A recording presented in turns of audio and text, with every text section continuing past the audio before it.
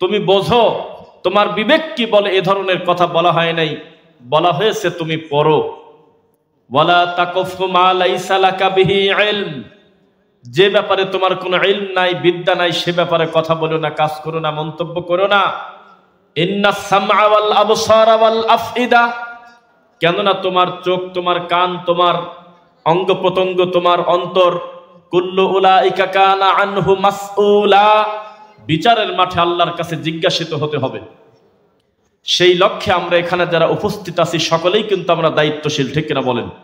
সবাই আমরা দায়িত্বশীল।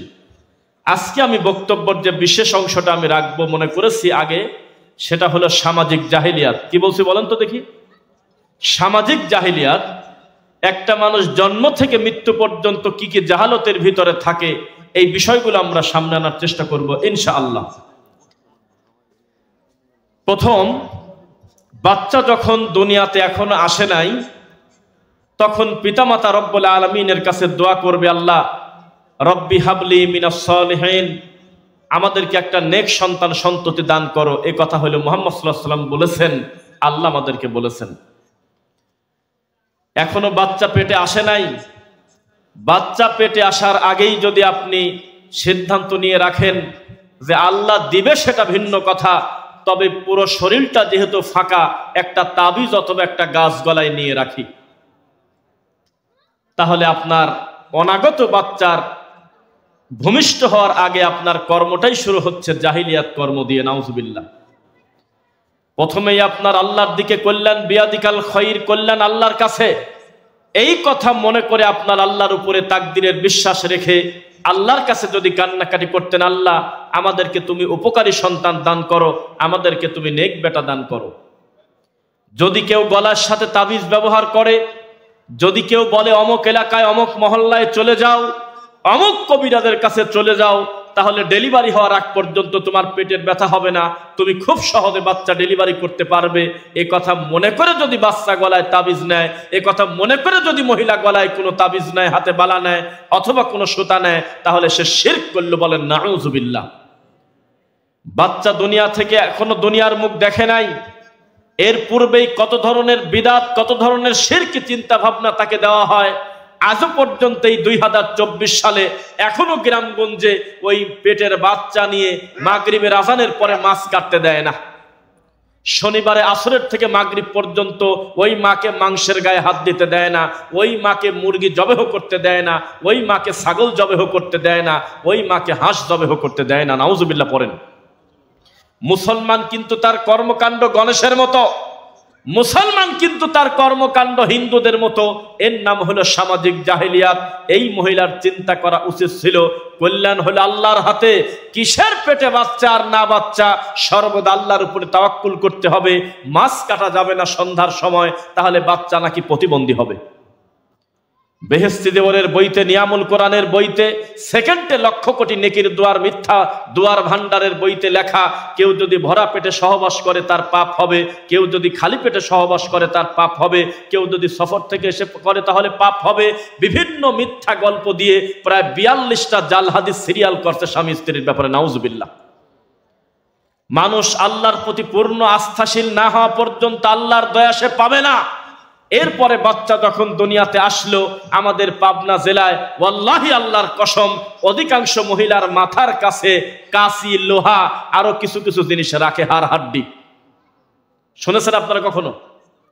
বাচ্চা কেবল ভূমিষ্ঠ হয়েছে, আশি ঘর বলি আমরা, 40টা দিন, এই 40 দিন ওই মহিলার হাতের কাছে, ওই মহিলার বালিশের কাছে, বালিশের নিচে কাজল, তারপরে গরুর হাড়, দাঁত, তারপরে কাঁচি, তারপরে লোহা, বেশ কয়েকটা জিনিস তার কাছে রেখে দেওয়া হয়, নইলে নাকি ওই আপনার জিন ভূত এসে বাচ্চাকে আবার ঝামেলা করবে, নাউজুবিল্লাহ। এরপরে 7 দিন পর্যন্ত বাচ্চার তারা হেফাজতে রাখে। কিভাবে? বলতেছে শোনো, গলার সাথে তাবিজ ব্যবহার করো, তারপরে বিভিন্ন সুতা, বালা, অনেক কিছু তারা ব্যবহার করে, আর বলে শোনো 7 দিনের ভিতরে কিন্তু এই বাচ্চার জন্য 3টা জিন আসে, এসে তার কল্যাণ অথবা অকল্যাণ করে। তখন তারা কোরআন মাজিদের আয়াত নিয়ে এসে চতুর্দিকে রেখে, বালিশের ভিতরে রেখে তারা পানি খায়। এখন এই দিন আসে। কিভাবে মানুষ শিরক করে, কিভাবে মানুষ বিদআত করে, এই ছোট বাচ্চা কেবল দুনিয়াতে ভূমিষ্ঠ হলো, এখনই সেই বাচ্চার ব্যাপারে এই মা এবং তার পিতা সমস্ত মানুষ শিরকি চিন্তা করে, কিন্তু তার আকিকা দেওয়ার টেনশন নাই তার মাথায়।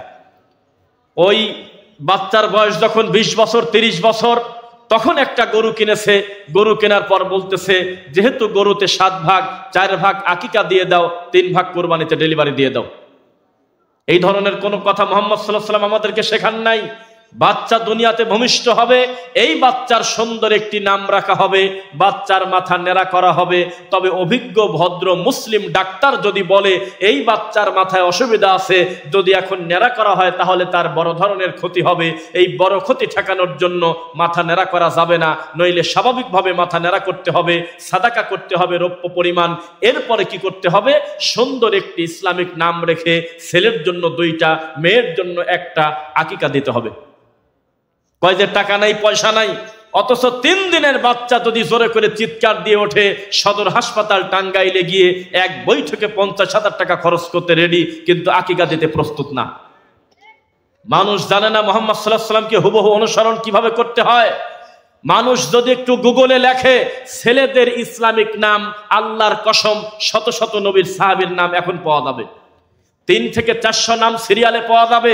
লিখবেন দন্ত স দিয়ে ছেলেদের নাম, ম দিয়ে মেয়েদের নাম, তারপরে ব দিয়ে ছেলেদের নাম। যে কোনো অক্ষর দিয়ে যদি গুগলে লেখেন দেখবেন সুন্দর করে শত শত নাম আসবে, একেবারে অর্থ সহ। এত সুন্দর সহজ হওয়ার পরেও ছেলের নাম রেখেছে যে নামটা মানুষের মুখে আনা উচিত নয়, এমন নাম রাখছে, নাম হলো মিম। আরে মিম একটা অক্ষরের নাম, এটার অর্থ কি আছে? নাম রাখছে তহা, অর্থ নাই। নাম রাখছে ইয়াসিন, অর্থ কোথায়? কাফ হা ইয়া আইন সাদ, আলিফ লাম মিম, আলিফ লাম রা, হা মিম, আইন সিন কফ, হরফে মুকত্তাআত। এগুলোর অর্থ পৃথিবীর কোনো মানুষ জানে না। ওয়াল্লাহু আ'লামু বিমুরাদ, এর প্রকৃত অর্থ আল্লাহ ভালো জানে। আল্লাহর নবী পর্যন্ত আমাদেরকে ক্লিয়ার করে বলেন নাই, এটা রেখে দিয়েছে গায়েবের জিনিস গায়েব। কিন্তু মানুষ 2-3টা অক্ষর এক জায়গায় লাগিয়ে তিনি মনে করতেছে আমি একটা ভালো নাম রাখলাম। কত জান্নাতি মানুষের নাম আছে, সবচেয়ে বড় পছন্দ হবে ছেলের নাম আব্দুল্লাহ, তারপরে হবে আব্দুর রহমান, এরপরে সিরিয়ালে ধারাবাহিকভাবে আসবে। ক্লাস 9-এর বইতে মিশকাতুল মাসাবিতে পর্যন্ত লেখা, আপনার ছেলেও পড়ে না, আপনিও পড়েন না, আল্লাহকে বুঝবেন কিভাবে? বাচ্চা দুনিয়াতে আসার পর থেকে শুরু হয়ে গেল বিদআত এবং শিরকি কর্মকাণ্ড। একটা দিন বাচ্চার কপালে যদি ঠিক মতো কালি না থাকে, ওই দাদি এসে রাগ করে আর বলে নজর লাগবে, তাড়াতাড়ি কালি দাও। দেয় কিনা বলেন? এটা হিন্দুয়ানি নীতি। কেশার কালি, এই নিরীহ বাচ্চার কপালে টিপ দিলেন কেন আপনি? সিঁদুর দিলেন কেন আপনি? কত ধরনের চিন্তা, কত ধরনের ঢং। ছোট বাচ্চা কাঁদে, হুজুরের কাছে গিয়ে বলতেছে, বাচ্চা 3 দিন কান্নাকাটি করে। হুজুর যদি ভালো মানুষ হতো, হুজুর বলতো ছোট মানুষ তো কাঁদবেই, যদি হাসে তো আমার কাছে আসবেন।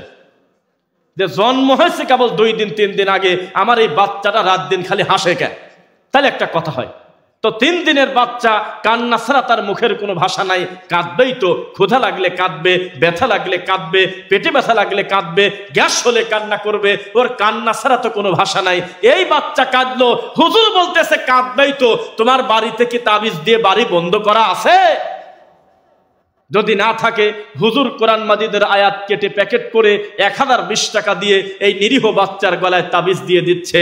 ছোটবেলা থেকেই তাকে গণেশের শিক্ষা দেওয়া হচ্ছে। নাউজুবিল্লাহ। ছেলে যখন একটু বড় হচ্ছে, লুকমান আলাইহিস সালাতু ওয়াস সালাম 31 নম্বর সূরা লুকমান, নিজের বাপ বেটার প্রথম কথা শুরু হয়েছিল আদর্শ পিতা, আদর্শ সন্তান। ইয়া বুনাইয়া, হে আমার সন্তান, লা তুশরিক বিল্লাহ, আল্লাহর সাথে খবরদার শরীক করবে না। এটা ছিল বেটা বেটির আদর্শের কথা।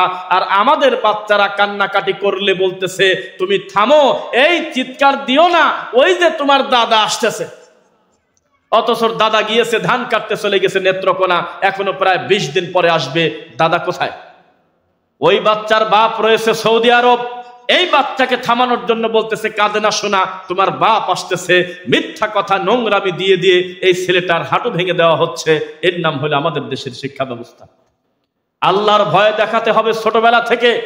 ওই সেই শিশু বাচ্চার কথা মনে করে দেখেন, তার চোখের সামনে তার বাপ মরে যাচ্ছে, ইহুদিরা মারতেছে, তার মা মরে যাচ্ছে, তার আপন মায়ের পেটের বোনকে ক্ষতবিক্ষত করা হচ্ছে, তার মুখ কাটা, পিঠ কাটা, ঠোঁট কাটা, এমত অবস্থায় রক্ত মাখা শরীরে তিনি বলেছিল, শোনো, তোমরা আমাদের পরিবারকে আর মারো না, আমার গায়ে যদি তুমি আরেকবার হাত দাও আমি কিন্তু আমার আল্লাহকে বলে দেব। দেখেছিলেন আপনারা? দেখছিলেন? বলেছিল আমি আমার আল্লাহকে বলে দেব। আল্লাহর প্রতি তাকওয়া কত বেশি! একটা আমার দিকে তাকান, একটা উদাহরণ। নবী যাচ্ছে যুদ্ধে, পিছন থেকে 3 ভাগের 1 ভাগ তার সৈনিকদেরকে ভাগিয়ে নিয়ে গেল। বলেন তো এই সোনার চাঁদের নাম কি? আব্দুল্লাহ ইবনে উবাই সুলুল। এই কুলাঙ্গার 3 ভাগের 1 ভাগ নবীর কাছ থেকে ভেগে নিয়ে ছলনা দিয়ে মুনাফিকি করে পিছন থেকে ভাগিয়ে নিয়ে গেল। আমার নবী বিচলিত হয়ে যাওয়ার সাথে সাথে কোরআন মাজিদের আয়াত নাজিল হয়ে গেল, ওয়ালাকাদ নাসারাকুমুল্লাহু বিবদরি ওয়া আনতুম আযিল্লা। হে নবী, আপনি বদরের দিকে তাকান। বদরে যে আল্লাহ আপনাকে সহযোগিতা করেছিল, আমি আল্লাহ একই রকম উহুদেও সহযোগিতা করব। শুধুমাত্র একটা ইবাদত করেন, সেই ইবাদতের নাম হলো ফাত্তাকুল্লাহ। আল্লাহকে আপনি পরিপূর্ণ ভয় করেন, বাকি কাজ আমি দেখব, আপনার কোনো চিন্তা নাই। আপনি বলেন আল্লাহর ভয় আপনাদের ভিতরে আছে? আল্লাহর ভয় থাকলে এই সমাজে সুদ ঘুষ চলবে না, আল্লাহর ভয় থাকলে এই সমাজে নেশাদার দ্রব্য চলবে না, আল্লাহর ভয় থাকলে বিদআত আর শিরক চলবে না। ছেলের আমাদের ওইদিকে বলে আটি মুখে, আপনাদেরকে কি বলে? 40 দিনে বাচ্চার মুখে ভাত দেওয়া, এটা কি বলে? ভাত মুখে। হ্যাঁ, ভাত মুখে দিচ্ছে। মাজারে গিয়ে এনায়েতপুর চলে যাচ্ছে, এই যে পাশে এনায়েতপুর, সাদাতপুর চলে যাচ্ছে এক পীরের দরগায়, মুরগি নিয়ে যাচ্ছে, খাবার নিয়ে যাচ্ছে, গিয়ে মরা পীরের কাছে গিয়ে এই বাচ্চার মুখে ভাত দিয়ে আসতেছে। নাউজুবিল্লাহ মিন যালিক। মসজিদে গিয়ে বলতেছে 3 খতম ডেলিভারি দিয়ে দেন, 5 খতম পড়া আছে। এরপরে জিলাপি নিয়ে মিলাদ করে কান্নাকারি করতেছে আর বাচ্চার জন্য দোয়া করতেছে। এর ভিতরে সুন্নাহ পদ্ধতি একটাও এখনো করে নাই। এই বাচ্চাকে নিয়ত করতেছেন যে পড়াশোনা করাবো। কিসের পড়াশোনা? মন দিয়ে বলেন না কেন? প্রথমে বলতে হবে আল্লাহ আমি মানুষ, আমি চেষ্টা করে সফলতা হলেও আমি রেডি, না সফল হলেও আমি আমার চেষ্টা করে যাব। না সফল হলে মনে করবো আল্লাহ নূহ নবী পারে নাই তো আমি কে? নূহ নবীর দোষ না, হেদায়েতের মালিক যেহেতু তুমি। নূহ নবীর কাজ ছিল দাওয়াত দেওয়া, তার ছেলে মানে নাই তো তার কি দোষ? আমি আমার সন্তানকে মাদ্রাসায় দেব, ইসলামিক শিক্ষা দেব, জেনারেল শিক্ষা দেব, সেটা ভিন্ন কথা। তবে প্রথমে তাকে শিক্ষা দেব আমি আল্লাহর ভয়, আল্লাহর ওহির শিক্ষা। বলেন ইনশাআল্লাহ। এইরকম আদর্শ বাপ যদি হতো, এই বাড়িতে অনুষ্ঠানে, সুন্নাতে, খাতনায়, বিয়েতে কোনো দিন বাদ্যযন্ত্র বাজতো না। এটা হলো হিন্দুদের বিবাহের মতো। হিন্দুদের বিবাহের মতো না। বিয়ে হবে আগামী শুক্রবারে, প্রায় 7 দিন একটানা বক্স বাজতেছে। আবার কেউ যদি নিষেধ করতে যায়, বলে আমার বাড়িতে আমি গান বাজাবো, তো তোমার কি? বলে কিনা? জি না, এটা কোনো পার্সোনাল পাপ হলো না। যদি সত্যি আপনি পাপ করতে চান, কানের ভিতরে হেডফোন লাগিয়ে সারা দিন রাত গান শুনতে শুনতে জাহান্নামে চলে যান। আমার কিছুই আসে যায় না, আমি আপনার পাশে ঘুমিয়ে থাকবো, তবুও বুঝতে পারবো না যে আপনি গান শুনতেছেন না কোরআন শুনতেছেন। কিন্তু আপনার এই অধিকার দেওয়া হয় নাই। এই পাকুল্লাতে দাঁড়িয়ে এই গ্রামের ভিতরে সাটিয়াচর উত্তর পাড়াতে বিকট শব্দে গান বাজাবেন, তখনও আল্লাহর বান্দা কেউ সালাতে আছে, তখনও কেউ কোরআন তেলাওয়াতে আছে, তখনও বহু ছেলেপেলের পরীক্ষা আছে। আপনি যদি তারপরেও বাদ্যযন্ত্র বাজান, ইসলামী শরিয়ার দৃষ্টিতে কোনো মানুষই না, আপনি আগাছা। আপনার এই অধিকার নাই দুনিয়াতে বেঁচে থাকার। আপনি আল্লাহকে ভয় করেন না। আপনি বলতেছেন যে ছেলে ফেলে কথা শোনে না, আমি কি করব? আপনি এখনো বাপ হতে পারেন নাই। বাপ বলবে চিৎকার দিয়ে, হে আমার পরিবারের আহাল পরিবার শোনো, আমার জীবদ্দশায় আমার বাড়িতে যদি 1 মিনিট বাদ্যযন্ত্র বলে চলে, যদি আমি পিঠের চামড়া তুলে দেব, সেটা আমার পরিবারের যে কোনো সদস্য হতে পারে। আমি এই পরিবারের দায়িত্বশীল হিসেবে আমার মরা পর্যন্ত আমি বাদ্যযন্ত্র বাজাতে দেব না। কোথায় সে চিন্তা? ছেলের চুল ধরেন না কেন টান দিয়ে? চুল ধরে ঘেঁষে একটা টান দিয়ে, চুল টান দিয়ে ছেড়ে ফেলেন, একেবারে পিঠের চামড়া তুলে দিবেন যদি দেখেন ছেলে মানুষের কানের তা আছে। কথা বোঝেন না? ওই ছেলেকে কেন বলেন না যে কানের তা তোর কানে কেন? তুই কানের তা নিয়েছিস কেন? এটা তো মহিলাদের জন্য। তুই কানের দুল পরলি কেন? তাড়াতাড়ি কানের দুল খোল, নইলে পিঠের চামড়া ছেলে দেব।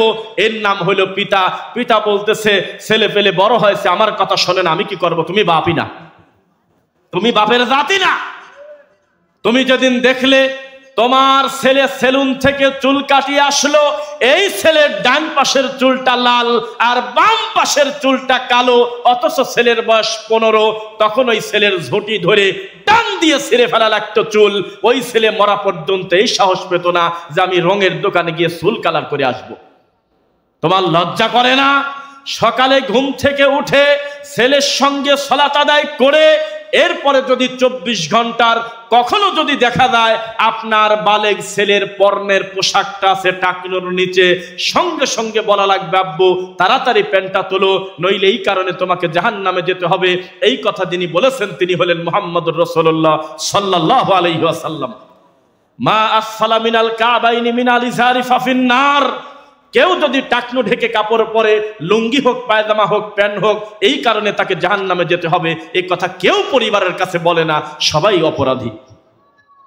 ছেলের বউকে লজ্জা করতেছেন কেন? ডাইরেক্ট বলে দেন, মা এতদিন তোমার মায়ের বাড়িতে কিভাবে চলেছো সেটা ভিন্ন কথা, আমার বাড়িতে আসার সাথে সাথে তুমি এখন আমাদের আমানতে আসো। আমার বাড়িতে কোনো পরপুরুষ যদি ঢোকে, তুমি যদি তার সামনে অর্ধ উলঙ্গ হয়ে চা নিয়ে যাও, বেপর্দা হয়ে যদি বিস্কুট নিয়ে যাও, তাহলে আমার ছেলেকে বলে তোমাকে তালাক দিয়ে দেব। এত ভঙ্গি কিসের আপনার? আপনি আপনার স্ত্রীকে বলেন, শোনো আমি মহারানা দিয়ে তোমাকে বিয়ে করেছি, আমি তোমাকে আল্লাহর পক্ষ থেকে আমানত হিসেবে গ্রহণ করেছি, তোমার কারণে বিচারের মাঠে আমি দায়ুস হয়ে আল্লাহর কাঠগড়ায় যেতে পারবো না, এই মুহূর্তে তোমাকে পর্দা করতে হবে। এই বাড়িতে যত মেহমান আসবে আমি দেখবো, আমার বড় ছেলে দেখবে আমরা মরি নাই, আমরা তার মেহমানদারি করব, তুমি মহিলা মানুষ খবরদার তার মুখামুখি যাবে না। কে শুনবে কার কথা? 18 বছর 20 বছরের বিয়েধারী মেয়েকে ধরে নিয়ে এসে হুজুরের কাছে এসে বলতেছে, হুজুর একটু দোয়া করে দেন। কেন তোর মেয়ে তো বিয়ে দিয়ে দিলি বাচ্চা হয়ে যাবে প্রতি বছর একটা করে, এত বড় মেয়েকে তো দেখাই জায়েজ নাই, মাথায় হাত দিয়ে দোয়া করবে কিভাবে হুজুর? এই নোংরামি আর কতদিন চলবে? আমি আপনাকে কিন্তু যদি সুযোগ দেন, যদি আপনার আগ্রহ ভালো থাকে, ওই নাটিয়াচর নাটিয়া পাড়া আমরা এই শায়েক সহ আমরা একসঙ্গে জোড়া ধরে একটা প্রোগ্রাম করেছিলাম গত কিছুদিন আগে। তা আপনাদের একাগ্রতা যদি ঠিক মতো থাকে, জন্ম থেকে মৃত্যু পর্যন্ত মোটামুটি আমি টাচ দিয়ে যাব কি কি ধরনের অপসংস্কৃতি আমাদের সমাজে আছে ইনশাআল্লাহ। লিল্লাহি তাকবীর। আগ্রহ আছে তো নাকি? আল্লাহ, ব্যক্তিগত কথা বলি না, আমাকে তুমি ক্ষমা করো। আমার এই স্টেজে আসতে আমার আগের জালসা থেকে এই জায়গায় পৌঁছাতে সময় লাগলো 15 ঘন্টা 19 মিনিট। 15 ঘন্টা 19 মিনিট আগে আমি রওনা দিছিলাম, আর নামলাম হলো টাঙ্গাইল রেল স্টেশনে। 4.5 ঘন্টা লেট। কে কার দায়িত্ব নেয়? কার কি করবেন? এই তো আমাদের জীবন। তা আপনি একটু ধৈর্যের পরিচয় দিবেন, আমরা আশাবাদী ইনশাআল্লাহ। বাচ্চাকে সময় মতো বিবাহ দিবেন। সামাজিক কর্মকাণ্ডের ভিতরে আদর্শ বিবাহটা আছে কিনা বলেন? ছেলে মেয়েকে সময় মতো বিয়ে দেবেন, ওই ওদের মতো হবেন না। বিয়ের মজলিসে যায় দেখে যে মেয়ের বয়স হয়েছে হলে 16 বছর। তো সরকারি কয় বছর? কিছুই কয় না। সরকারি কয় বছর? তাহলে কয় বছর কম? 2 বছর। এখন বিয়ে ভাঙিয়ে দিচ্ছে ম্যাজিস্ট্রেট এসে কয় যে আপনি আমাদের এই বাড়ির গড়া বিয়েটা ভেঙে দিলেন, তাহলে আমার মেয়েটা এখন কি করবে? কয় ওই একই ছেলের সাথে প্রেম করুক, 18 বছর পর বিয়ে করবে। কেউ কি দেখছেন এই দৃশ্য? আল্লাহর কসম, ম্যাজিস্ট্রেট তার বাড়িতে গিয়ে বিয়ে ভেঙে দিয়ে বলতেছে 2 বছর তোমরা প্রেম করো, এখন বিয়ে করা যাবে না, কেননা তোমার বয়স 18 না। এটা কি আল্লাহ বলছে না বাংলাদেশের নিয়ম বলছে? এটা সামাজিক জাহেলিয়াত। জেনাটা কঠিন করা উচিত ছিল, অথচ জেনা সহজ। আর বিয়েটা হওয়ার কথা ছিল সহজ। আমাদের সমাজে বিয়েটা কঠিন। আপনার লজ্জা করা উচিত। যেই দিন ছেলে বলেছে আমি বিয়ে করব, আদর্শ বাপ কোনোদিন আর ঠেকায় রাখা উচিত ছিল না। তাকে ভাবতে হতো, একবার যেহেতু ছেলে বলে ফেলছে, আমি আমার ছেলেকে গুণামুক্ত করার জন্য দেখে শুনে একটা পাত্রী বাড়িতে নিয়ে আসবো। এক পরিবারে 10 জন মানুষ আমরা খেতে পারলে 11 নাম্বার লোকও খেতে পারবে ইনশাআল্লাহ। ছেলের বয়স 35 বছর হয়ে গেল, ছেলে চাকরিও করে, তাও কয় যে এখনো নিজের পায়ে দাঁড়ায় নাই। তার মানে ছেলে কি প্রতিবন্ধী নাকি? ছেলের বয়স 35-36, মাল উঠে গেছে ছাদের থেকে, পরিস্থিতি জটিল। এই ছেলেকে বিয়ে দেয় না, কয় যে চাকরি পাইলেই কি হলো, একটা ঘর দেওয়া লাগবে না ভালো? পরের মিয়ানি রাখবি কোন জায়গায়? ছোট লোক। অফিস সামা ইরিসকুকুম ওয়া মা তুআদুন ওয়া মা মিন দাব্বাতিন ফিল আরদি ইল্লা আলাল্লাহি রিজকুহা। একাধিক কোরআন মাজিদের আয়াত রিস্কের কথা যখন আমরা পড়ি, রিস্কের চাবি হলো আল্লাহর হাতে, এ কথা বললে সে আল্লাহর দায়িত্ব নিয়ে নিজের রাজ্জাক সাজতে চাচ্ছে। পৃথিবীর কোনো মানুষ রাজ্জাক না, সবাই হলো আব্দুর রাজ্জাক, আর রাজ্জাক হলো একমাত্র আল্লাহকে। রুজির মালিক যদি আল্লাহ হয়, তাহলে 25 বছর 22 বছর মেয়ের বয়স, এখনো মানুষের কাছে পরিচয় করাচ্ছে মেয়ে সামনে মাস্টার্স দেবে, হাতে পায়ে খালি লম্বা হলো, আর একদিনকের মেয়ে এখন বিয়ে দেবো কি কারণে? তুমি জানো না কত জেনা ব্যভিচার হয়ে যাচ্ছে এই সমাজে তোমার চোখের আড়ালে? বাপের সামনে দিয়ে মেয়ে বোরকা পরে চলে যাবে, বাবার ক্ষমতা নাই, মেয়ে কি সিনেমা হলে ঢুকতেছে না কলেজে ঢুকতেছে এটা কোনোদিন বাপ বুঝতে পারবে না, কারণ প্রায় বোরকার কালার সবই এক।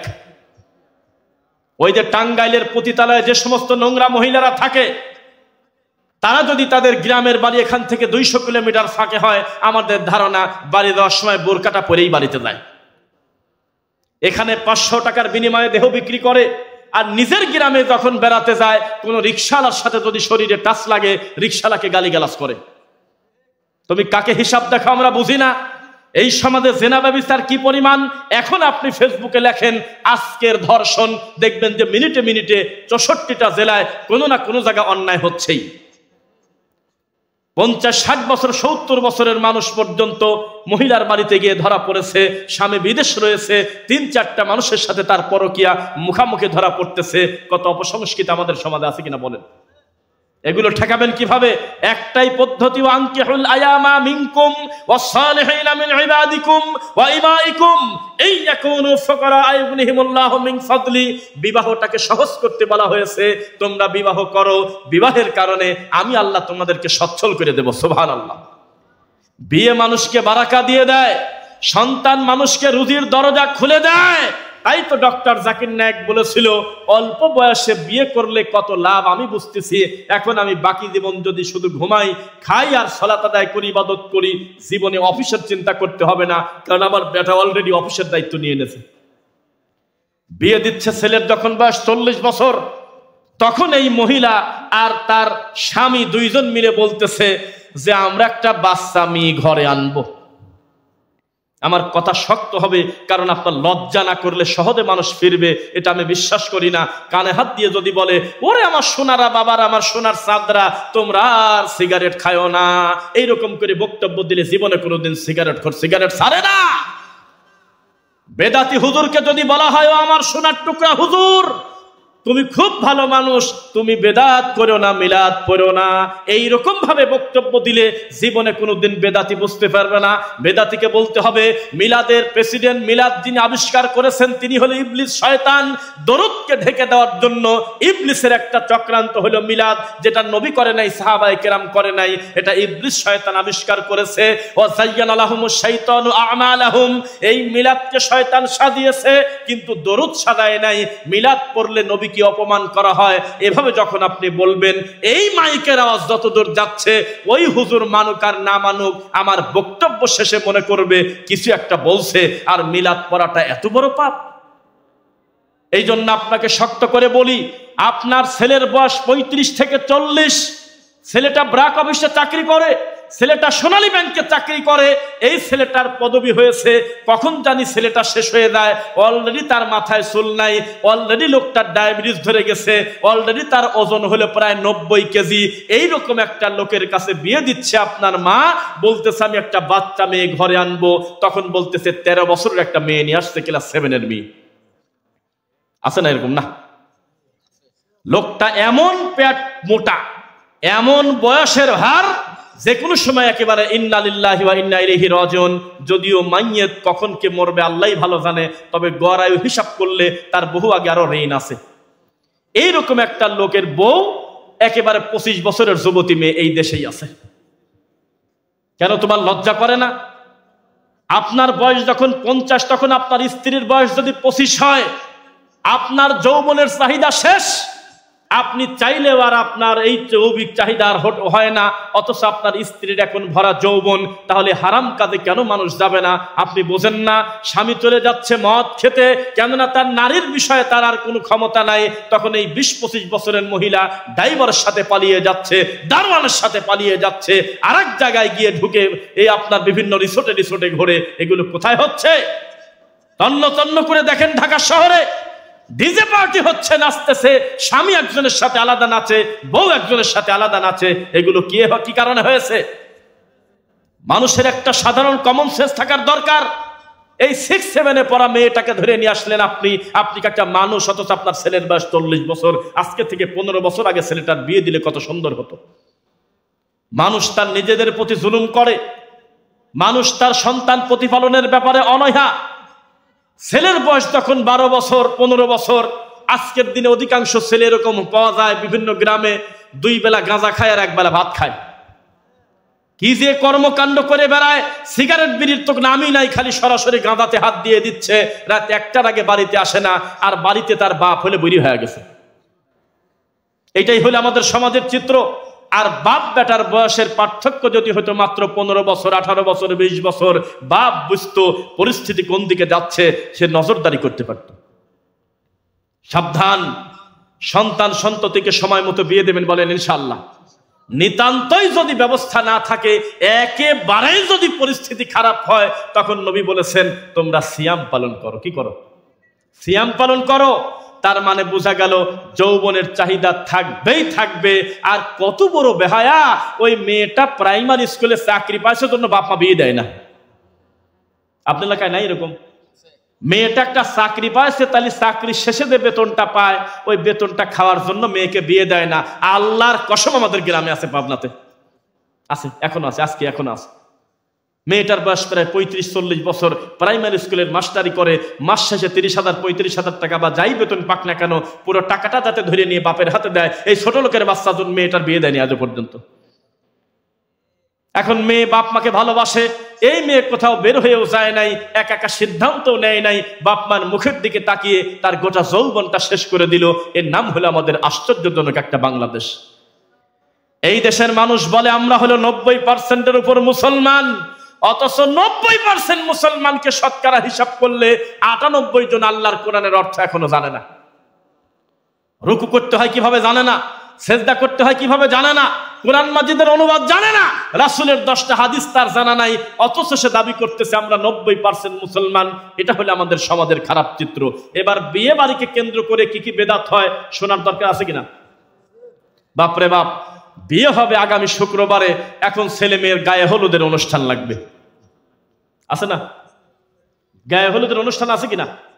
বিয়েধারী মেয়ে, এই মেয়ের শরীর প্রায় অর্ধ উলঙ্গ করে মেয়ে ছেলে ফেলে তার গায়ে হলুদ দিয়ে দিচ্ছে, তার বাপ তার মুখে হলুদ দিচ্ছে।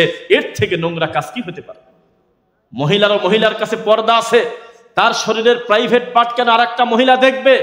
আর ওই পুরুষ মানুষ যে বিবাহ করবে, এই পুরুষের গায়ে তার চাচি, তার খালা ফুফুরা, তার দাদি নানিরা, আত্মীয় স্বজন ভাবিরা এসে ওই পুরুষের সারা গায়ে হলুদ মাখায় দিচ্ছে। বিয়ের দিনে কোলে করে তাকে গোসল করাতে নিয়ে যাচ্ছে সাবান দিয়ে। এই নোংরামি কবে বন্ধ হবে আপনি বলেন? এরপরে যখন বিয়েতে ঢুকবে, গেটেই আবার একটা অনিসলামিক কার্যকলাপ শুরু করেছে। 10 রকমের 10 গিলাস বোতল ভরা, কোনোটায় আছে চিনির শরবত, কোনোটায় আছে আপনার সুনের শরবত, কোনোটায় আছে লেবুর শরবত, কোনোটায় আছে মধু, এক এক রকম এক এক শয়তানি করে রেখে দিয়েছে। তারপরে তাকে ডিমান্ড করেছে 10,000 টাকা না হলে ফিতা কাটবো না। ব্রাহ্মণবাড়িয়াতে এই বিয়ের গেটে লেনদেন নিয়ে ঝগড়া করতে করতে 3 মরিয়ে গেছে। এই তো সামাজিক জাহিলিয়াত কাকে বলে। বিবাহটা ছিল সহজ, অথচ এই লোকটার মেয়ে যত বড় হচ্ছে, মানসিক চাপে লোকটা স্টক করার মতো, আমার এই মেয়েকে পার করতে অন্তত 3 লাখ টাকা লাগবে। আছে কিনা চিন্তা? কিসের চিন্তা হবে? ছোট লোকের মতো বলতেছে তোমার বাড়িতে 50 জন যাব, আর এই বাঙালি 2টা ফ্রি খাওয়ার জন্য এত বেহায়া হতে পারে। এক হলো বরযাত্রী, আর এক হলো মৌতিখানা। এই 2টা খানা খাওয়ার জন্য এই মেয়ে বাড়ির প্রতি কি পরিমাণ জুলুম করে, যা আমাদের সমাজে দৃশ্যমান আছে কিনা বলেন? বিয়েটা সহজ হয়ে যাবে, সুন্দরভাবে এমন পরিস্থিতিতে যাবে, 2 জন সাক্ষী থাকবে, খুতবা হবে, ইজাব কবুল হবে, বিয়ে শেষ, আর কোনো কাজ নাই, মেয়ের কাছেও যাওয়া লাগবে না, মেয়ের অনুমতি তো বাপ নিয়েই রাখছে। অথচ আমরা এই যে পোড়া বাড়িতে গিয়েছিলাম গাজীপুরে এক জায়গায় বিয়ে পড়াতে, এই ভিডিওটা কেউ দেখেছেন কিনা? আমরা রাস্তায় এসে লাইভ দেখছিলেন না, লাইভ দিয়েছিলাম। বিয়ের অনুষ্ঠান থেকে আমাদেরকে তাড়ায় দিয়েছে যে আপনাদের দিয়ে বিয়ে পড়াবো না। কেন? আমাদের অপরাধ হলো দুইটা। এক, ওই মেয়ের কাছে নাকি যায় মুখামুখি তাকায় নাকি মেয়ে বলবে কবুল, তখন আমরা সাক্ষী লেখে লেখে নিয়ে তারপরে ছেলে পক্ষের লোকের কাছে গিয়ে বলবো এর নাম বলে বিয়ে। নাউজুবিল্লাহ পড়েন। দুই, শুনলাম আপনারা বলে লামাযহাবী, আপনারা বলে বিয়ের পরে বলে মুনাজাত করেন না, তাহলে আপনারা চলে যান, অন্য হুজুর দিয়ে বিয়ে পড়াবো। কি পরিমাণ সামাজিক জাহেলিয়াত! ওই বেগানা মহিলার কাছে তাকিয়ে আছে হলো এই ছেলে পেলে, এই বেয়াদবরা, এই ছেলে পক্ষের লোকজন গিয়ে উকি ঝুঁকি মারতেছে, আর কাজী সাহেব খাতা নিয়ে গিয়ে এই মেয়েটার কাছে বলতেছে মা তাড়াতাড়ি কবুল বলো, আসরের নামাজ পড়া লাগবে, তাড়াতাড়ি বলো। ওই মেয়েটাকে কি দেখা কাজের জন্য জায়েজ আছে? কথা বলেন, জায়েজ আছে? এমনকি শুধু তাই নয়, যেই ছেলে বিয়ে করতে গেছে ওই ছেলে যদি কবুল বলার আগে মরে যায়, মরে যেতে পারে না? পারে কিনা? মরে যাওয়ার পরে যেই ছেলে বিয়ে করতে গেছে ওই ছেলের বাপ যদি বলে আপনাদের কোনো আপত্তি না থাকলে ছেলে গেছে গেছে, আমি বিয়ে করে নিয়ে যাব, জায়েজ না না জায়েজ? কথা বলে না। কি আপনার চুপ করে আছেন কেন? ছেলে মরে গেছে বিয়ের মজলিসে, কিন্তু ছেলের বাপ বলছে আমি বিয়ে করে নিয়ে যাব, অসুবিধা আছে? তো যাকে ওর বাপ বিয়ে করতে পারে সেই বাপকে পাঠিয়ে দিচ্ছে, ওর চাচাতো ভাইকে পাঠিয়ে দিচ্ছে, ওর বন্ধু বান্ধবকে পাঠিয়ে দিচ্ছে, আর কাজী সাহেব খাতা নিয়ে গিয়ে এই মেয়েটার দিক তাকায় বলতেছে মা তুমি তাড়াতাড়ি কবুল বলো, আমরা বাড়ির মেয়ে বাড়িতে নিয়ে যাই। নাউজুবিল্লাহ মিন যালিক। কিভাবে সুসন্তান আশা করেন? আপনি বিবাহটাকে শুরুই করতেছেন হলো জেনা ব্যভিচার দিয়ে, বিবাহটা শুরুই করতেছেন অনিসলামিক কার্যকলাপ দিয়ে, বিবাহটা শুরুই করতেছেন হিন্দুয়ানি পদ্ধতিতে। কিভাবে আশা করেন যে আমার পেটে একজন ভালো মানুষ আসবে? এই আশা করাটাই তো বোকামি। বিবাহ হয়ে গেল, বিবাহ হয়ে যাওয়ার পরে মানুষের কমন সেন্স নাই। এই কথা শুনে কেউ কেউ লজ্জা পাবেন, তবে লজ্জা পাবেন না, এটা বাস্তবতা। এই মানুষ এত বেহায়া, আমাদের কমন সেন্স এত নাই, নোংরা মানসিকতা। এই মেয়ে আর ছেলেকে ভিন্ন আলাদা করে দেবে, পরিবেশ করে দেবে না, রাত 2টা পর্যন্ত এই বাড়িতে শয়তানি করে। ছেলের বাসর ঘরে বসে আড্ডা দিচ্ছে, এ আমার এই স্যান্ডেল কই গেল রে, এ আমার অমুক কোথায় গেল, এইটা তোমার খালা শাশুড়ি, এইটা তোমার চাচা শ্বশুর, এইটা তোমার নাতের ছেলের মেয়ের দোস্তের ভাই অমুকের বাড়ির কাছে বাড়ি। দুনিয়ার লোককে সিরিয়াল করে রেখে এই মেয়েকে দিয়ে পায়ে সালাম করায়। আল্লাহর কসম হিন্দুয়ানি নীতি। কি নীতি বলেন? হিন্দুয়ানি নীতি। এই মেয়েটা পায়ে হাত দিয়ে সালাম করবে কেন? ও কেন তার চাচা শ্বশুর, খালা শ্বশুরি, অমক দাদেশ দাদা শ্বশুর, এই সমস্ত বেহায়াপনা, যাদেরকে তার দেখা দেওয়া বৈধ না, যাদের সঙ্গে তার মুআমালাত বৈধ না, এমন মানুষের পায়ে হাত দিয়ে সালাম করতেছে। এইরকম নোংরামি আমাদের সমাজের বিয়েতে আছে কিনা বলেন? এটা লজ্জাজনক। এর থেকে খারাপ কি হতে পারে? আর এই ছেলেটা এতিমের মতো দাঁড়িয়ে আছে, তখন ওই আপনার যখন মেয়েটাকে নিয়ে আসবে বাড়িতে, তখন ওই মেয়ে পক্ষের লোকজন পরিচয় করা দেয়, এটা তোমার নানি শাশুড়ির বেটার বর মেয়ের অমকের অমক, একটু সালাম করো। এইটা তোমার দাদি শাশুড়ি, এইটা তোমার খালা শাশুড়ি, এইটা তোমার ফুফু শাশুড়ি, এইটা তোমার চাচা শ্বশুর, এইটা তোমার মামা শ্বশুর, এইটা তোমার বড় অমুক। এই প্রত্যেকটা লোককে সুন্দর করে করে পায়ে হাত দিয়ে দিয়ে সালাম করতেছে, অথচ এটা শিরকের পর্যায়ের পাপ। সালামের সঙ্গে পায়ে হাত দেওয়ার কোনো সম্পর্ক নেই। কথা বুঝতেছেন নাকি? এ ধরনের কাজ কি সমাজে আছে? সালামের সঙ্গে পায়ে হাত দেওয়ার কোনো সম্পর্ক নাই। আরো একটা অন্যায় আমি চিন্তা করি, আল্লাহ মানুষের কত বিবেক। ওই বিয়ের যখন রওনা দেবে বর, তখন ওই হুজুর ডাক দিয়ে নিয়ে আসে, ছেলে কি নামাজ পড়ছে? নামাজ বলে কোনো নামাজ এই দুনিয়াতে নাই। এই ভরা মজলিসের ভিতরে একটা হুজুর সাইডে দাঁড়ায় দাঁড়ায় বলতেছে এইভাবে হাত তোলো, এইভাবে রুকু করো, এইভাবে সিজদা করো। 2 রাকাত নামাজ পড়ায় নিয়ে যাচ্ছে। আর বিয়ের মজলিসে আরেকটা জায়গা বড় হাসি আসে, যখন মোনাজাত শেষ হয় তখন এই বরকে বলে দাঁড়া একটা সালাম দাও তো। দেয় না মনে হয় না?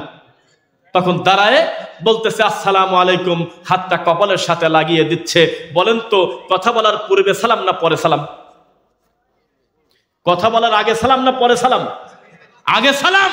অথচ ততক্ষণ পর্যন্ত ওই ছেলেকে বলে দেওয়া আছে তুই কোনো কথা বলবি না, সব কথা বলবে হলো কোলদামরা। ও এইভাবে মুখের কাপড় রুমাল দিয়ে বসে আছে। পুরুষ মানুষ মুখে রুমাল দিলে মনে হয় গরু টোনা দেশে মুখে। পুরুষ মানুষের ব্যক্তিত্ব থাকবে। পুরুষ মানুষ গেছে সে বিয়ে করতে, শ্বশুরকে 10 দিন আগে ফোন করে বলবে আব্বা বা আঙ্কেল, বিয়ে হয় নাই বাপ বলার কি আছে, যদি চাচা বলে বলেন, আঙ্কেল বলে, দিনী ভাইও বলতে পারেন যে শোনেন আপনার মেয়েকে বিয়ে করব আমি, আপনার এলাকার বেদাতি হুজুরকে বলে দেন তার 1000-2000 টাকা আপনি দিয়ে দিয়েন, তবে বিয়ের মজলিসে সে যেন না আসে, তার খাবার পাঠিয়ে দিয়েন।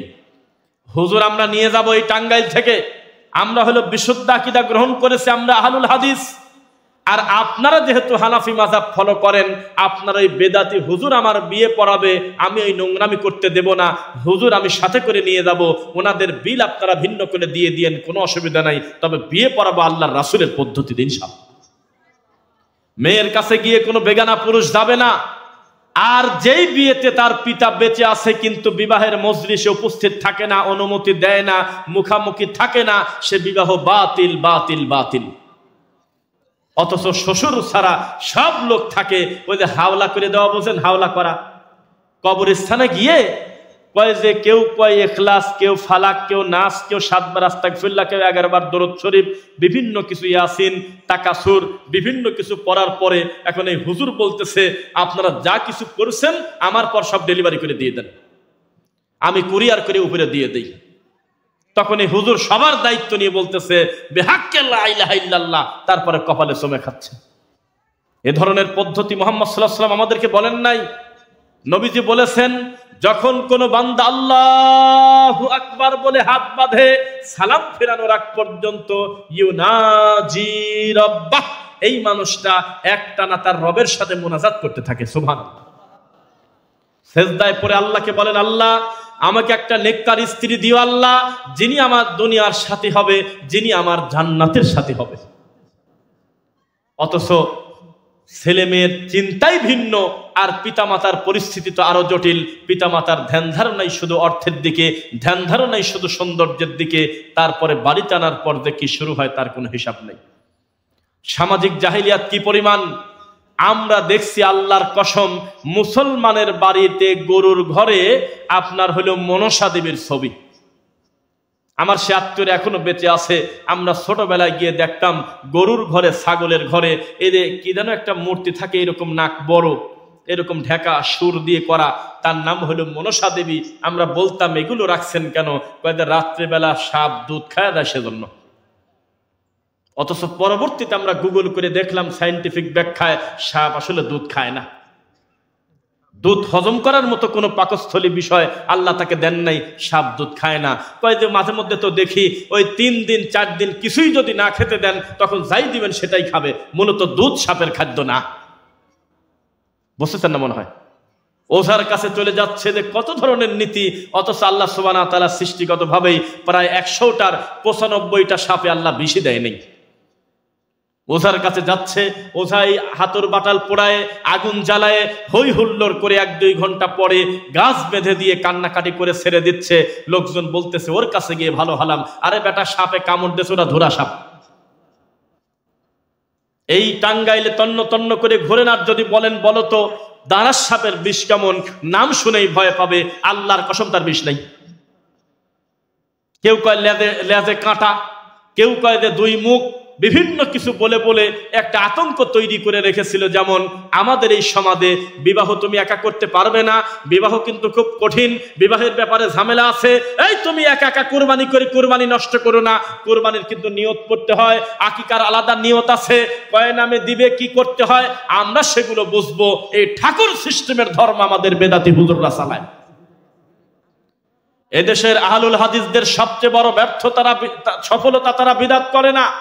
আহলুল হাদিসদের সবচেয়ে বড় সফলতা তারা শিরিক করে না। আলহামদুলিল্লাহ, এদেশে আহলুল হাদিসদের সবচেয়ে বড় সফলতা তারা জালসা মাহফিলগুলোতে কিচ্ছা কাহিনী, মিথ্যা কথা বলে না। আজকে ট্রেনে আসতে একটা জায়গায় দেখলাম, আল্লাহর কসম, একটা মাজারে, মিরপুর শাহ আলী মাজারের নাম, তার নাম হলো কাঁটা বাবা। কাঁটা বাবা, বেশ কয়েকটা গাছের কাঁটা তার শরীরে, এই লোকটা নিজেকে নবী দাবি করতেছে। আল্লাহর কসম, আমার কাছে আছে, মোবাইলে আছে নাকি, ওদিক টাকা না আছে নাকি জিজ্ঞাসা করেন। তিনি বলতেছে ওই ইউটিউবার গিয়ে যে আপনার নাম কি, তো বলতেছে আমার নাম হলো নবী। আপনি নবী ঠিক পেলেন কিভাবে? কয় আমি তা জানি, কেবলাসানের দোয়ার বরকতে আমি নবী হয়েছি। নিরাপদে গাঁজা খাচ্ছে, কেউ কিছু বলে না। এই দেশে কিভাবে আল্লাহর কল্যাণ পাবেন? এদেশে প্রায় 70% মানুষ জেনে না জেনে সুদের সাথে, শিরকের সাথে, বিদআতের সঙ্গে জড়িত। আপনি চিৎকার দিয়ে মোনাজাত করে কি করবেন? বছরে নয় 6 দিন, 3 দিন, 2 দিন এই টঙ্গীর মাঠে আখেরি মোনাজাত হলো। ওদিকে আব্দুল্লাহপুর ব্রিজের নিচে হাঁটা যায় না, এয়ারপোর্ট পর্যন্ত জ্যাম হয়ে গেছে। ওইদিকে টঙ্গী ব্রিজের নিচে হাঁটা যায় না, ওইদিকে কামারপাড়া পর্যন্ত নড়াচড়া করা যায় না। আশুলিয়া এলিভেটেড এক্সপ্রেসওয়ে থেকে শুরু করে একবারে কামারপাড়া, উত্তরা, ওইদিকে সেরাগালি, হোসেন মার্কেট, পুরো রাস্তা জ্যাম হয়ে গেছে। যে যেভাবে পাচ্ছে দাঁড়িয়ে দাঁড়িয়ে আল্লাহর কাছে মোনাজাত করে হু হু করে কাঁদতেছে। তবে হুজুর কি বলে কাঁদে তা বোঝা যায় না, কারণ বাংলায় কাঁদে না। এইরকম কান্নাকাটি করে আল্লাহর কসম এই মোনাজাত সামিয়ানার উপরে যাবে না, সপ্তম আসমানের উপরে তো বহু দূরের কথা। কেননা এই পদ্ধতি রাসূল আমাদেরকে শিক্ষা দেন নাই। কষ্ট করলেই সফলতা পাওয়া যাবে কথা মিথ্যা। আল্লাহর কসম, এমনও বড় বড় ডাক্তার, এমনও বড় বড় শিল্পপতি আছে যে তার বাড়িতে প্রায় 5 জন কাজের লোক। মিথ্যা? 5 জন কাজের লোক নাই? তার বাগান দেখার লোক ভিন্ন, তার গ্রামের বাড়ি দেখার লোক ভিন্ন। তার যখন যা দরকার প্রয়োজনে ইশারা করলে গরম পানি নিয়ে আসে একজন, ঠান্ডা পানি নিয়ে আসে একজন। BMW গাড়িতে চড়ে। এত বড় শিল্পপতি তবলিগ জামাতে যাচ্ছে, নামমাত্র একটা কোনোরকম ছোট একটা বালিশার কাঁথা নিয়ে 40 দিনের জন্য বের হয়ে যাচ্ছে। নোয়াখালী 3 দিন, তারপরে চট্টগ্রাম 3 দিন, পাবনা 3 দিন, বিভিন্ন মসজিদে মসজিদে থাকতেছে। ও যে নিজের বাড়িতে যে খাটে ঘুমায়, সেই খাটটার দাম প্রায় 10 লাখ টাকা। ওর নিজে যে রুমে ঘুমায়, সেই রুমটা সাজিয়েছে একেবারে জাপানি স্টাইলে। সেই রুমটা খরচ করতে প্রায় 1 কোটি টাকা লাগছে। ও যে টয়লেট করে যেখানে, হাই কমোডটার দাম প্রায় 50,000 টাকা। ও যেই বেসিনে গিয়ে হাত মুখ ধয়, এই বেসিনটার দাম প্রায় 70,000 টাকা। এত বড় কোটিপতি সে কঠিন কনকনে শীতের ভিতরে আল্লাহর ঘর মসজিদের ভিতরে কার্পেটের পর শুয়ে থাকে। শুনতেছেন কথা? ঠান্ডা, নিচ থেকে ঠান্ডা ওঠে, এই কষ্ট করে শুয়ে আছে। ইশারা করলে কাজের লোক খাবার নিয়ে চলে আসতেছে। কখন কোন খানা খাবে, মেনু রেডি। এই লোকটা খানা খাচ্ছে নিজে রান্না করে গিয়ে। তবলিগালারা নিজে রান্না করে খায় না, কথাই কয় না, বুঝি না। বাজার করতে যাচ্ছে পাকুল্লা বাজারে, বাজার করতে যাচ্ছে আপনার নাটিয়াপাড়া, বাজার করতে চলে যাচ্ছে মির্জাপুর। কত দূর থেকে নিজে পায়ে হেঁটে বাজার নিয়ে এসে রান্না করে খাচ্ছে। আবার একসাথে 10 জন খাচ্ছে একটা বড় পাতিলে, বড় ইয়েতে। কথা বলে না। অথচ তার নিজের বাড়ির গ্লাস আলাদা, তার প্লেট আলাদা। না খেয়ে মরে গেলেও তার প্লেটে কেউ হাত দেয় না, তার গ্লাসে কেউ হাত দেয় না। এত তার প্রাইভেসি, তার ব্যক্তিত্ব। এই লোকটা শীতের দিন, কনকনে ঠান্ডার দিন এত কষ্ট করতেছে, না কোনো গরম পানির ব্যবস্থা আছে, কিচ্ছু নাই। নামমাত্র পোশাক নিয়ে আল্লাহর ঘরে একেবারে ঠান্ডার ভিতরে ঘুম পারে। এমন শিল্পপতি আছে নাকি দেশে? এতক্ষণ পর্যন্ত যা বললাম, এগুলো কষ্ট না সুখ? কথাই কয় না। এতক্ষণ যেগুলো আলোচনা করলাম, এটা কষ্ট না সুখ? খালি কষ্ট বললেন কেন? বলেন যে কঠিন কষ্ট। কি কষ্ট? এই কঠিন কষ্ট করার পরেও আল্লাহর কসম ফলাফল 0। কেন? কারণ তার হাতে এই জিনিসটা ছিল না। সেই জন্য এত কষ্ট করতেছে, ঠান্ডা পানি দুধ করতেছে, ঠিক আছে। কঠিন ঠান্ডা ফ্লোর থেকে ওঠে লোকটা কষ্ট করে ঘুমাচ্ছে, এটা কষ্টের কাজ। নিজে নিজে রান্না করে খাচ্ছে, এটা কষ্টের কাজ। অহংকারকে মাটির সাথে মিশায় দিয়েছে, কথা কষ্টের। সব ঠিক আছে, কিন্তু তখন পর্যন্ত তার হাতে কোরআনের জায়গা হয় নাই, হয়েছে ফাজাইলে আমলের জায়গা। ওয়াজ কি বোঝা যাচ্ছে আমার কথা? এই লোকটা এত কষ্ট করতেছে, এত পরিশ্রম করতেছে, তখন তার হাতে কোরআন নাই, বুখারী নাই, রাসূলের হাদিস নাই। তার হাতে আছে হলো ফাজাইলে আমল, যার ভিতরে লেখা আছে আল্লাহর নবীকে সালাম দেওয়ার পরে আল্লাহর নবী কবরের ভিতর থেকে হাত বের করে দিয়েছে। যার ভিতরে লেখা আছে আল্লাহর কাবা ঘরে 1 রাকাত পড়লে 1 লক্ষ রাকাতের নেকি। আর টঙ্গীর এই তুরাগের এই জায়গায় যদি কেউ নর্দমার পাশে সালাত পড়ে, তাহলে তার কত কোটি বলে? কয় কোটি? ওই দেখেন 100 কোটি। কি বুঝলেন আপনি? পৃথিবীতে 3টা মসজিদ আছে, 1 বাইতুল্লাহ, 2 মসজিদে নববী, 3 বাইতুল মুকাদ্দাস, পৃথিবীতে কোনো 4 নাম্বার মসজিদ আল্লাহ রেখে দেন নাই যেই মসজিদে নেকির আশায় সওয়াবের আশায় আলাদা করে জিয়ারত করা যায়, আলাদা করে ওই মসজিদে নামাজ পড়লে নেকি বাড়ে, এমন কোনো মসজিদ পৃথিবীতে নাই। আর তারা বলতেছে টঙ্গীর মাঠে সালাত পড়লে এত কোটি নেকি বেশি। এটাই হলো সবচেয়ে বড় কথা। কষ্ট করতেছেন ছেলেপেলের জন্য, সেটা বড় কথা নয়। ওই ছেলেকে যদি আল্লাহর ওহীর শিক্ষা না দেন, আল্লাহর ভয় না থাকে, ইত্তেবায়ে রাসূল যদি না থাকে তার ভিতরে, এই ছেলে জন্ম দিয়েছেন এ কথা ঠিক, বাপ হিসেবে আপনি ব্যর্থ। আপনার থেকে কপাল পোড়া পৃথিবীতে আর কেউ হতে পারে না। সন্তানকে আল্লাহর ভয় দেখাতে হবে, বাঘ ভালুক কুত্তার ভয় নয়। আল্লাহর ভয় যদি দেখাতে পারেন, ইনশাআল্লাহ আপনার সন্তান একটি ভালো দিন পাবে, আল্লাহর ভয় পেয়ে বাচ্চা জান্নাতি হবে ইনশাআল্লাহ। এবার একটু খেয়াল করে তাকান, আপনাদেরকে আমরা বলি মাঝে মধ্যে আহলুল হাদিসদেরকে যারা নামে বেনামে ব্যঙ্গ করে, গালিগালাজ করে, তারা প্রত্যেকেই মানসিক অসুস্থ। তার একটা প্রমাণ, আহলে হাদিসদেরকে আহলে খবিশ বলে একটা বক্তা গালি দেয়। নাম বলেন না, নাম বলেন না, নাম বলেন না, এখানে উঠে যাবে। আহলুল হাদিস এত সুন্দর একটি ইসলামিক পরিভাষাকে ব্যঙ্গ করে আমাদেরকে খাটো করার জন্য একটা বড় আল্লামা, বড় হুজুর বলতেছে আমরা নাকি আহলে খবিশ। সেই বক্তাকে যদি এই মাঠে আগামীবার আনতে যান, ৭৯,০০০ টাকা দিয়ে যদি আনতে পারেন তো আমাকে ফোন দিয়ে, হুজুর ৮০,০০০ টাকার ১,০০০ টাকা কম তো নিল, একটু বলেন আমাকে। ৩ বছর আগে দাওয়াত না দিয়ে যদি তার দাওয়াত পান, আমাকে বলেন যে হুজুর এই যে 1 বছর আগে দাওয়াত দিয়ে পেয়ে গেছি, যেটা আপনি পাবেন না। এত বড় হুজুর যখন আহলুল হাদিসদেরকে নিয়ে ঠাট্টা ব্যঙ্গ করলো, আল্লাহ মানুষকে কিভাবে বেইজ্জত করে, সম্মানের মালিক আল্লাহ। এই দেখেন গত কয়েকদিন আগে ও বলতেছে আল্লাহর নাম নিয়ে সুন্দরী মেয়ের দিক বলে তাকানি দেয়। বলছে কথা নাকি? সাক্ষী দেন না কেন? কি বলছে আপনারা একজন বললেন, আমি বলবো না। বেইজ্জত কোথা থেকে আসে? আহলে হাদিসদেরকে আহলে খবিশ বলে।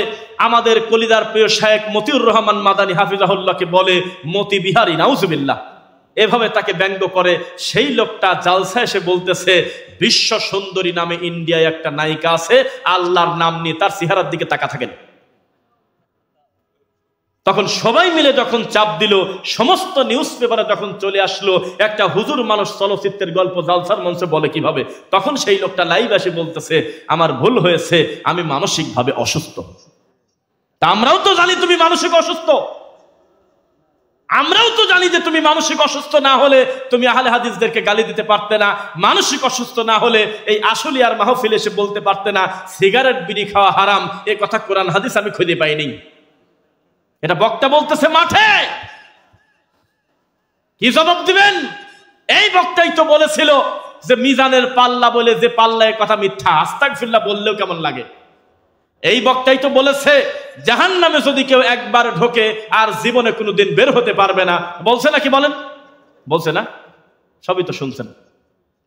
খবরদার, আমাকে গালি দিলে ব্যক্তিকে গালি দেওয়া হলো, আমার প্রতি আক্রোশ করলে আমি একজন মাখলুক, তবে আমার খালেককে নিয়ে ঠাট্টা করলে, আল্লাহর দিন নিয়ে মস্কারা করলে তার লাঞ্ছিত এই দুনিয়াতে হতেই হবে, হতেই হবে, হতেই হবে, কেউ ঠেকাতে পারবে না। মনে কি পড়ে আপনাদের? আরে এগুলি কান্না আসে। এইরকম আমাদের শায়েখ যেমন বসে আছে, এইরকম আরো বিভিন্ন মেহমান বসে আছে, আর এই বক্তা মাইকটা ছেড়ে ওই লোকজনকে একটু পিছনের দিকে দিয়ে বলতেছে আপনাদেরকে আমরা আহলে খবিশদের নামাজ দেখাবো। এই কথা বলে আমাদের রাসূলের সালাতকে ব্যঙ্গ করে বুকের সাথে হাত না বেঁধে গলার সাথে হাত বেঁধে পা দুইটা অনেক দূরে সাগায় দিয়ে ব্যঙ্গ করে করে রাসূলের সালাতকে যে ব্যঙ্গ করলো, তার কিছুদিন পরেই ৩৪,০০০ কোটি টাকা মানুষের টাকা মারার জন্য তার মামলা হয়ে গেল। মিথ্যা বলছি বলেন আপনি? বলছি মিথ্যা? আল্লাহ কিন্তু একজন আছে, এমন বেইজ্জত করবে, খবরদার দিন নিয়ে ঠাট্টা মস্কারা করো না। জাগতিক দুনিয়াবি ভুলভ্রান্তি মানুষের হতে পারে। ডক্টর জাকির নায়েককে বলা হয় যে মূর্তি পূজা যে নাই তার প্রমাণ কি আমাদের ধর্মে? কয় যে এত নম্বর অধ্যায়, এত নম্বর পর্ব, এত নম্বর অধ্যায়, এত নম্বর লাইন, এত নম্বর পৃষ্ঠা, এত নম্বর লাইন, এত নম্বর অধ্যায়, এত নম্বর লাইন, সিরিয়ালে বলে কিনা? এত সুন্দর করে বলে, মুসলমান মানুষ আমরা অন্তর থেকে দোয়া করব। কাবা ঘরের ইমাম আব্দুর রহমান সুদাইস বলে, বাপরে বাপ, ও আল্লাহ তুমি কি ম্যাগনেট তৈরি করেছো, কত বড় বড় হুজুর বক্তব্য দিল, মুসলমান কেউ হচ্ছে না। কথা ভালো, সেটা ভিন্ন কথা, কিন্তু ডক্টর জাকির নায়েক যখন বক্তব্য শুরু করে তখন পিছনে মারামারি লেগে গেছে সিরিয়াল নাম্বারে। ও কয় আমি আগে কালেমা পড়বো, কয় আমি আগে কালেমা পড়বো। এত বড় কবুলিয়াত আল্লাহ তাকে করেছে। এই ডক্টর জাকির নায়েককে ব্যঙ্গ করে আমাদের দেশের একটা হুজুর বলছিল যে উনি হলো টয়লেটের ডাক্তার, উনি পেশাব পায়খানার ডাক্তার। এ কথা বলে ব্যঙ্গ করে বলতেছে, হাদিস আর কোরআনের আয়াতের নাম্বারটা আমরাও বলতে পারি, কত পারো আয়াতটা পুরাটা পড়ো। এভাবে বলে বলে পাবলিককে খেপায় দিল। ওই লোকটা জীবনে একদিনই একটা রেফারেন্স দিতে গেছে, বলছে সূরা বাকারার 288 নম্বর আয়াত। এখন খান, বাকারাতে আছে কয় আয়াত মোট? 86 না? এখন উনি বলতেছে যে সূরা বাকারার 288 নম্বর আয়াত। আল্লাহ এমন বেইজ্জত করলো, আজকে সে জালসার মঞ্চে তো দূরের কথা, তার মুখও 206 মাস দেখা যায় না। অথচ তিনি আহলে হাদিসদেরকে যে পরিমাণ গালিগালাজ করেছে এই জমিনে একদিন, সেই লোকটা এখন বিদেশে চলে গিয়েছে, এখন তাকে খুঁজে পাওয়া যাচ্ছে না, এখন তার নতুন কোনো বক্তব্যও নাই, মাহফিলও নাই। আল্লাহ তাকে এমন বেইজ্জত করছে, এখন বর্তমানে তার নাম হলো 288 নম্বর মুফতি। তোমাকে ব্যঙ্গ করব না, তোমাকে আমি বুঝাচ্ছি যে আল্লাহর পক্ষ থেকে শাস্তি কাকে বলে। এই কুয়াকাটি হুজুর আহলে হাদিসদের কি পরিমাণ ব্যঙ্গ করেছে, গলার কণ্ঠ মিষ্টি। সে বলেছে ডক্টর জাকির নায়েক যদি বাংলাদেশে আসে আমরা এয়ারপোর্ট ঘেরাও করবো। এই সাক্ষী দেন না, কে বলছে?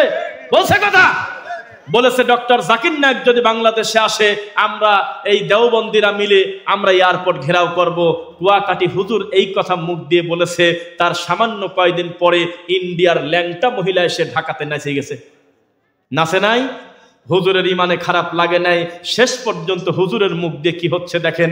হুজুর বলতেছে, ইয়া আইয়ুহাল্লাযীনা আমানু তুবু ইলাল্লাহি তাওবাতান নাসুহা, হে ঈমানদাররা তোমরা নাসুহার মতো তওবা করো। নাসুহা নাকি একটা লোক ছিল, অথচ নাসুহা মানে একনিষ্ঠভাবে তাওবাতান নাসুহা করা, খালেস অন্তরে আল্লাহর কাছে ক্ষমা চাওয়া। তার মুখ দিয়ে এমন একটা অন্যায় বের হয়ে গেছে, সমস্ত মানুষ তখন বুঝলো এ তো জাত মূর্খ, যে জোকার, এ তো পুরা গায়ে পাগল, খালি গায়ে শিকল দেওয়া নাই। শেষ পর্যন্ত প্রমাণ হয়ে গেল এটা হলো গন্ড মূর্খ, শুধু মার্কেট ঠিক রাখার জন্য বড় বড় আলেমের নাম ধরে গালিগালাজ করে। সাবধান, এদেশে দাওয়াত দিয়েছে ডক্টর আব্দুল্লাহিল কাফি আল কুরাইশি রাহিমাহুল্লাহ। দুনিয়ার কোনো কিছুর লোভ ছাড়া শুধুমাত্র আল্লাহর বান্দাদেরকে আল্লাহর তাওহীদ শেখানোর জন্য, রাসূলের সুন্নাহ শেখানোর জন্য সারাটা জীবন পরিশ্রম করে গিয়েছে। এই দেশে দাওয়াতি কাজ করেছে আহলুল হাদিস আলেম ওলামারা। এই দেশে অথেন্টিক কোরআন সুন্নাহর বক্তব্য শুধুমাত্র সালাফি মানহাজের মানুষ দেয়। এটার বরকতে আজও পর্যন্ত বেদাতি তাবিজ বিক্রি করে, সেটা ভিন্ন কথা। তবে আমরা মানুষকে প্রায় বুঝায় ফেলেছি তাবিজ ব্যবহার করা শিরক। বেদাতি মিলাদ পড়ে খায়, সেটা ভিন্ন কথা। তবে অধিকাংশ মানুষকে আমরা বক্তব্যের মাধ্যমে বুঝায় দিয়েছি মিলাদ পড়ে খাওয়া এটা হলো বেদাতি কর্ম।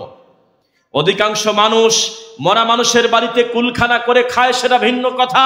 তবে আহলুল হাদিসরা চিৎকার দিয়ে বলে দিয়েছে মৃত মানুষকে উদ্দেশ্য করে যদি কোনো খানাপিনার অনুষ্ঠান করা হয়, এই অনুষ্ঠানে শরীক থাকাটা হলো বেদাতি কর্ম।